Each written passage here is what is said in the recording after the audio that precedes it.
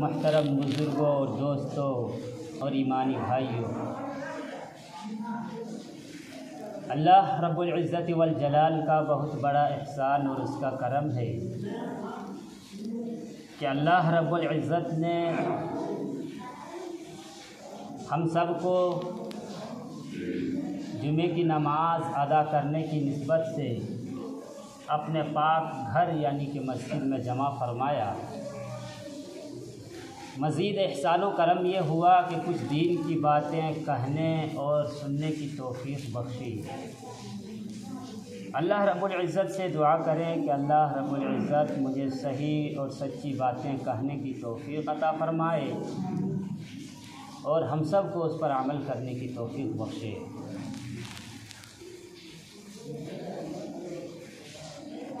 میرے محترم بزرگوں اور دوستوں،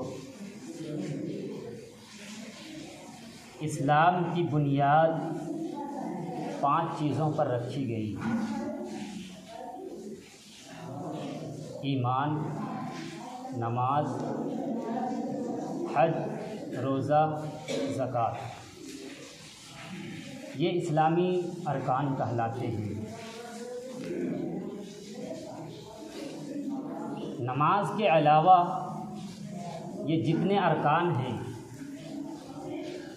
اللہ رب العزت والجلال نے ان سب کو فرش پر نازل فرمایا۔ حج کو فرش پر نازل فرمایا، روزے کو فرش پر نازل فرمایا، زکوٰۃ کو بھی فرش پر نازل فرمایا، حتیٰ کہ ایمان کو بھی فرش پر نازل فرمایا۔ تمام احکامات کو اللہ رب العزت نے فرش پر نازل فرمایا۔ لیکن جب نماز کی باری آئی تو اللہ رب العزت والجلال نے اپنے محبوب محسن انسانیت جناب محمد الرسول اللہ صلی اللہ علیہ وسلم کو فرمایا کہ اے محبوب، ہم آپ کو ایک قیمتی تحفہ دینے والے ہیں۔ یہ تحفہ بہت اعلیٰ ہے، یہ تحفہ بہت ارفع ہے، اور اعلیٰ و ارفع شے کو اعلیٰ ہی جگہ عطا کیا جاتا ہے۔ چنانچہ نماز کو عرش الہی پر بلا کر عطا کیا گیا، اور اس کے لیے واقعہ معراج پیش آیا جس کو ہم اور آپ علماء سے خطبہ سے سن رکھے ہیں۔ توحید اور ایمان کے بعد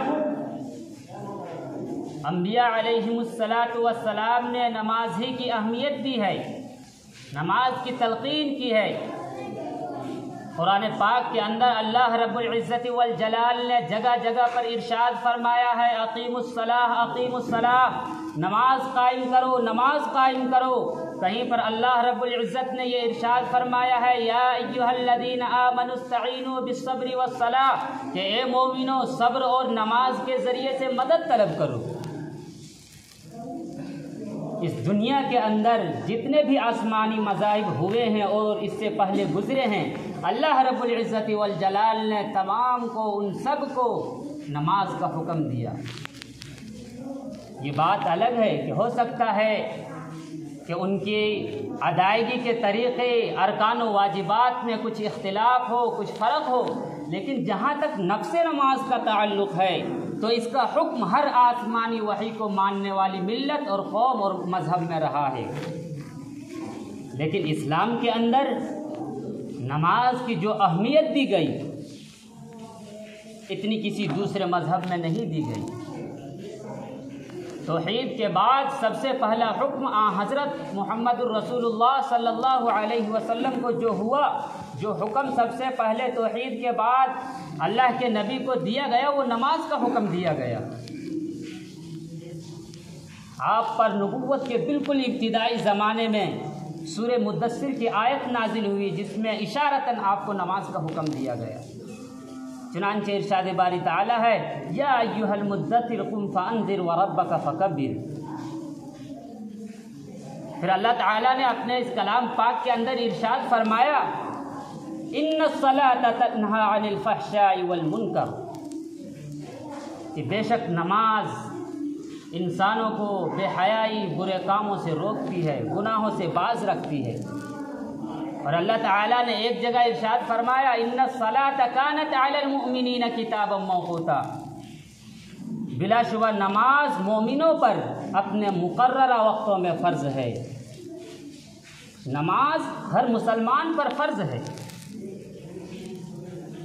خواہ وہ امیر ہو یا غریب ہو، فقیر ہو یا بادشاہ ہو، جوان ہو یا بوڑھا ہو، مرد ہو یا عورت ہو، عالم ہو یا جاہل ہو، ہر شخص پر نماز فرض ہے۔ نماز پورے سال کے 12 مہینے اور 12 مہینے کے ہر دن رات میں فرض ہے۔ جب تک کسی مسلمان کے ہوش و حواس باقی ہیں، جب تک اس کے جسم میں جان ہے، اس کی جسم میں روح ہے، تب تک اس کے لیے نماز کا پڑھنا ضروری ہے۔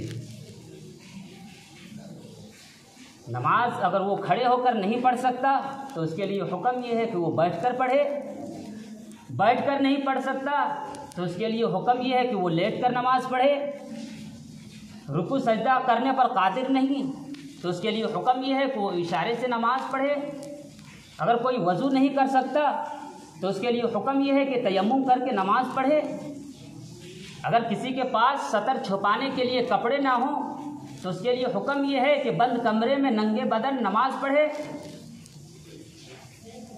اور اگر وہ جنگل میں ہو، صحرا میں ہو، بیابان میں ہو، ایسی جگہ پر ہو جہاں اسے قبلے کی جہت معلوم نہ ہو اور نہ کوئی ایسا آدمی ہو جو اسے قبلے کی جہت بتا سکے تو اس کے لیے حکم یہ ہے کہ تحری کر کے نماز پڑھے، اس کا دھیان جس سمت زیادہ جائے، اس کا گمان غالب جس سمت ہو اس سمت رخ کر کے نماز پڑھے، حتیٰ کہ اگر میدان جنگ میں شریک ہو، رک کر نماز پڑھنے کا موقع نہ مل رہا ہو تو اس کے لیے حکم یہ ہے کہ سواری پر چلتا پھرتا نماز پڑھے، لیکن نماز پڑھنی ضروری ہے، نماز کسی حال میں چھوڑنے کی اجازت نہیں، کیونکہ نماز کے چھوڑنے سے اس کا ایمان کامل نہیں رہتا، اس کے ایمان میں، اس کے دین میں نقص آ جاتا ہے، کمی آ جاتی ہے، کیونکہ نماز کا مقام اور مرتبہ اس دین کے اندر ایسا ہے جیسا کہ پورے اعضائے بدن، پورے جسم کے اندر سر کا مقام ہے۔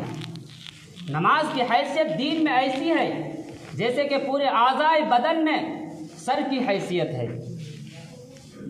حضرت عبداللہ بن عمر رضی اللہ عنہما روایت کرتے ہیں کہ اللہ کے رسول جناب محمد رسول اللہ صلی اللہ علیہ وسلم نے ارشاد فرمایا کہ لا ایمان لمن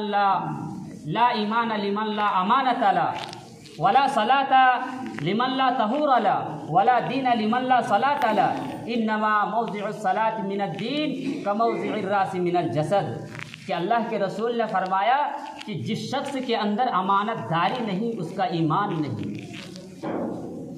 اور جس کی طہارت نہیں اس کی نماز نہیں، اور جس کی نماز نہیں اس کا دین میں کوئی حصہ نہیں، اور دین کے اندر نماز کا مقام اور مرتبہ ایسا ہے جیسا کہ پورے اعضائے بدن کے اندر سر کا مقام اور مرتبہ ہے۔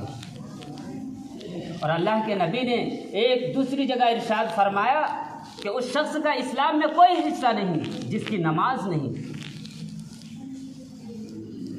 جو شخص نماز کا پابند نہیں ہوتا اس کا ایمان ہمیشہ خطرے میں رہتا ہے، وہ کسی بھی وقت شیطان کے مکر و فریب میں آ کر کفر و شرک کی وادیوں میں گر سکتا ہے، وہ کسی بھی وقت شیطان کے جال میں آ کر کفر و شرک کی وادیوں میں، کفر و شرک کے دلدل میں دھنس سکتا ہے، پھنس سکتا ہے، جبکہ نمازی آدمی کے ارد گرد چاروں طرف ایک مضبوط حصار اور آہنی دیوار بنا دیتی ہے، جس کی بنا پر وہ نمازی انسان شیطان کے مکر و فریب سے، شیطان کے جال سے بچا رہتا ہے، کفر و شرک سے دور رہتا ہے۔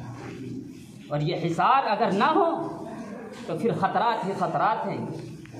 اسی لیے اللہ کے نبی جناب محمد رسول اللہ صلی اللہ علیہ وسلم نے نماز چھوڑنے والے کے متعلق کفر و شرک کا ڈر ظاہر فرمایا ہے۔ آپ نے وہ مشہور حدیث سنی ہوگی کہ اللہ کے نبی نے ارشاد فرمایا من ترک الصلاۃ متعمدا فقد کفر، کہ جس نے جان بوجھ کر نماز کو ترک کر دی، جس نے جان بوجھ کر نماز کو چھوڑ دیا اس نے کفر کیا۔ اس حدیث کا مطلب علماء نے یہ بھی لکھا ہے کہ جو شخص جان بوجھ کر نماز کو ترک کر دے، جو شخص جان بوجھ کر نماز کو چھوڑ دے، نماز چھوڑنے کا عادی ہو جائے، تو وہ بتدریج یعنی دھیرے دھیرے کفر و شرک کی طرف چلا جاتا ہے۔ اور اللہ کے رسول نے ایک دوسری حدیث میں ارشاد فرمایا کہ بین العبد و بین الکفر ترک الصلاۃ، کہ بندے اور کفر کے درمیان صرف نماز کا ترک کرنا ہے۔ ایک حدیث کے اندر اللہ کے نبی نے یہ بھی ارشاد فرمایا العہد بیننا و بینہم الصلاۃ فمن ترکہا فقد کفر، کہ ہمارے اور منافقین کے مابین جو عہد ہے وہ نماز ہے، جس نے نماز کو ترک کر دیا اس نے کفر کیا۔ اور اللہ کے رسول نے ایک حدیث کے اندر نماز کو دین کا ستون قرار دیا ہے۔ اللہ کے نبی نے ارشاد فرمایا الصلاۃ عماد الدین فمن اقامہا اقام الدین ومن ہدمہا ہدم الدین، کہ نماز دین کا ستون ہے، دین کا کھمبا ہے، بس جس نے اس کو قائم کیا، جس نے نماز کو ادا کیا اس نے دین کو قائم کیا، اور جس نے نماز کو ترک کر دی گویا اس نے دین کو ڈھا دیا۔ اس حدیث کے اندر اللہ کے نبی نے نماز کو دین کا ستون قرار دیا ہے کہ جس طریقے سے ستون کے گر جانے سے عمارت گر جایا کرتی ہے، اسی طریقے سے نماز کے چھوڑ دینے سے، نماز کے ترک کر دینے سے اس کی دینداری رخصت ہو جاتی ہے۔ تارک صلاۃ سے متعلق اللہ کے نبی نے مختلف وعیدیں سنائی ہیں۔ حضرت ابو درداء رضی اللہ عنہ روایت کرتے ہیں کہ مجھے میرے پیارے دوست جناب محمد رسول اللہ صلی اللہ علیہ وسلم نے وصیت فرمائی، ارشاد فرمایا کہ اے ابو درداء، تم اللہ کے ساتھ کسی کو شریک نہ کرنا، اللہ کے ساتھ کسی کو شریک نہ ٹھہرانا، چاہے تیرے جسم کے ٹکڑے ٹکڑے کر دیے جائیں، چاہے تیرے اعضاء کے ٹکڑے ٹکڑے کر دیے جائیں، اور فرض نماز کو تم جان بوجھ کر کبھی ترک نہ کرنا، اس لیے کہ جس نے فرض نماز کو ترک کر دی، جس نے فرض نماز کو چھوڑ دیا، اس سے اللہ کی ذمہ داری اٹھ جاتی ہے۔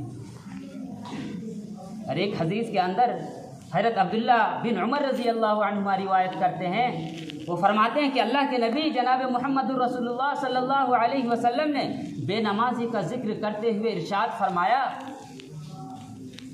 کہ جس نے اس دنیا کے اندر نماز کی حفاظت نہیں کی، جس نے اس دنیا کے اندر نماز کو قائم نہیں کیا، جس نے اس دنیا کے اندر نماز کو اس کے وقت میں ادا نہ کیا، کل قیامت کے دن اس کے لیے کوئی حجت اور برہان نہ ہوگی، اور اس کا حشر قارون، فرعون، حامان اور ابی ابن خلف کے ساتھ ہوگا۔ کتنی سخت وعیدیں ہیں! کیا ان وعیدوں کو سننے کے بعد بھی کسی مسلمان کی ہمت ہو سکتی ہے نماز چھوڑنے کی؟ ان وعیدوں کو سننے کے بعد بھی کوئی مسلمان جرأت کر سکتا ہے نماز چھوڑنے کی؟ کتنی سخت وعید ہے! لیکن ہمارا ایمان کمزور ہو چکا ہے، ہمارے دلوں سے اللہ کا ڈر اور خوف نکل چکا ہے کہ ہمارا ایمان ہمیں نماز کی پابندی پر آمادہ نہیں کرتا۔ میرے محترم بزرگوں اور دوستوں، سوچنے کا مقام ہے، یہ اتنا بڑا مجمع، اتنی بڑی تعداد آج جمعہ کے اندر کہاں سے آ گئے؟ ظاہر ہے کہ سارے اسی بستی کے رہنے والے ہوں گے، ہو سکتا ہے دو چار اس بستی کے باہر کے بھی آ گئے ہوں، لیکن زیادہ تر تو اسی بستی کے رہنے والے، اسی گاؤں کے رہنے والے ہیں۔ بقیہ نمازوں میں ان کے قدم مسجد کی جانب کیوں نہیں اٹھتے؟ یہ صرف 8ویں دن مسجد کیوں آتے ہیں؟ کیا یہ اللہ کی اس دھرتی پر 8 دن نہیں رہتے؟ کیا یہ اللہ کا رزق صرف 8ویں دن کھاتے ہیں؟ کیا یہ صرف 8ویں دن اللہ کا پانی پیتے ہیں؟ کیا یہ صرف 8ویں دن اپنے پیروں سے چلتے ہیں؟ کیا یہ صرف 8ویں دن اپنی آنکھوں سے دیکھتے ہیں؟ کیا یہ صرف 8ویں دن اپنے کانوں سے سنتے ہیں؟ کیا یہ صرف 8ویں دن اپنی بیوی بچوں کے ساتھ رہتے ہیں؟ کیا یہ صرف 8ویں دن سورج کی روشنی سے نفع اٹھاتے ہیں؟ ان کے دروازے پر بقیہ دنوں میں دستک کیوں نہیں پہنچتی؟ کیوں یہ ویران ہو گئے ہیں؟ کیسے مسلمان ہیں؟ کیسے ایمان والے ہیں؟ کیا ہو گیا ہے ہمیں؟ کہ ہمیں ہمارا رب دن بھر میں 5 دفعہ پکارتا ہے، حیا علی الصلاۃ حیا علی الصلاۃ، آؤ نماز کی طرف، آؤ نماز کی طرف۔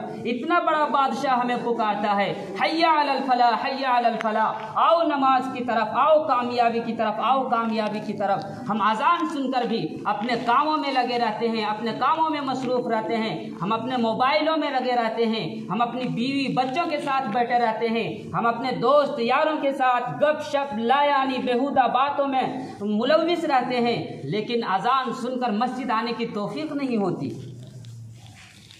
اذان سنتے ہیں، مسجد کی جانب ہماری توجہ نہیں ہوتی، ہمارے بدن میں حرکت پیدا نہیں ہوتی، ہمارے اندر تیزی پیدا نہیں ہوتی۔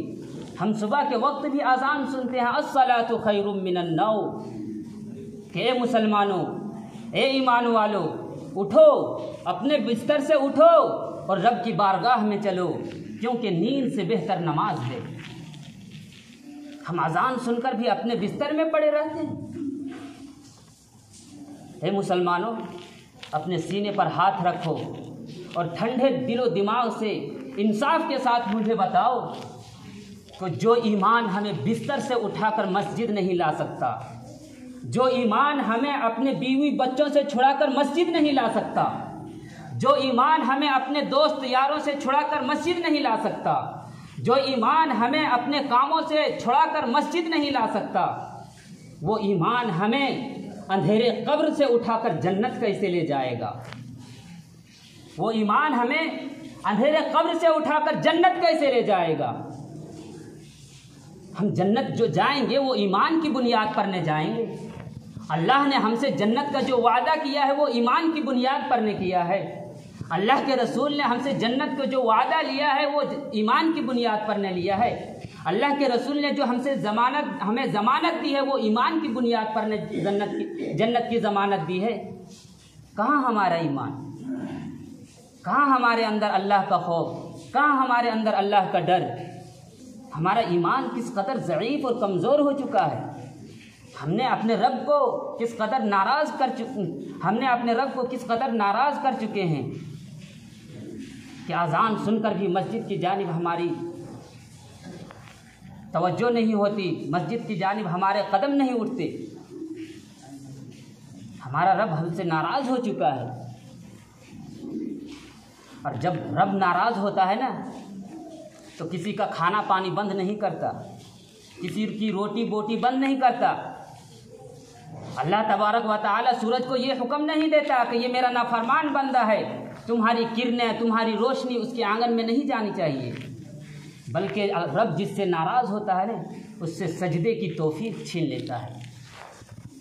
سجدے کی توفیق کا چھن جانا یہ ہمارے لیے بہت ہی بدنصیبی اور محرومی کی بات ہے۔ حدیثوں کے اندر آتا ہے کہ صبح کے وقت تو کائنات کے تمام مخلوق بیدار ہو کر اللہ کی تسبیح بیان کرتی ہے، اللہ کی کبریائی، اللہ کی بڑائی کا اعلان کرتی ہے، اللہ کی حمد و ثنا کرتی ہے، اور یہ مسلمان اپنے بستر میں پڑے رہتے ہیں۔ روایتوں میں ہے کہ درخت کے پتے پتے بھی اللہ کے نام لیتے ہیں، سمندر کی مچھلیاں بھی اللہ کا نام لیتی ہیں، حتیٰ کہ سمندر کا قطرہ قطرہ بھی اللہ کا نام لیتا ہے، سب اپنے رب کو پکارتا ہے۔ لیکن یہ مسلمان اپنے بستر میں پڑے رہتے ہیں، اپنے کاموں میں مصروف رہتے ہیں، موبائلوں میں لگے رہتے ہیں، اور جب صبح اٹھتے ہیں تو سب سے پہلے فیس بک اور واٹس ایپ کی زیارت کرتے ہیں۔ افسوس افسوس صد افسوس۔